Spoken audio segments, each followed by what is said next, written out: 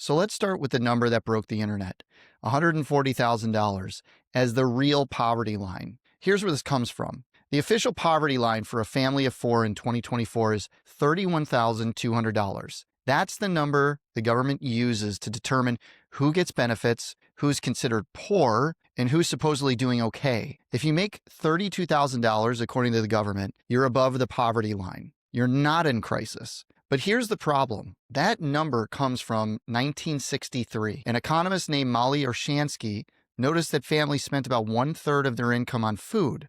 So she calculated a minimum adequate food budget and multiplied it by 3. That became the poverty line. In 1963, that formula worked because the proportions were roughly accurate.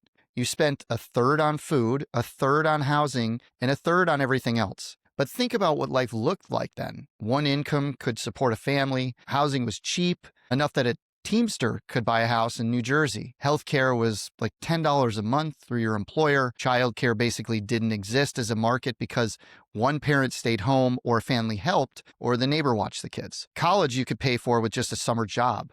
Retirement was a pension and your employer's problem, not yours. So that 3 times food formula, it roughly worked as a crisis threshold. Below that line, you were genuinely struggling. Above it, you had a fighting chance. But everything changed, and here's the key insight. If you use Orshansky's same logic today, if you keep her principle that the poverty line is defined by the inverse of food's budget share, the multiplier isn't 3 anymore. Why? Because we spend 5 to 7% of our income on food now. Food got way cheaper. We're an agricultural superpower. We import from everywhere.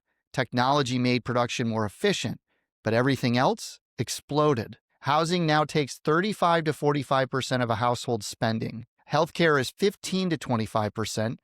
And childcare, for families with young kids, childcare can eat 20 to 40% of income.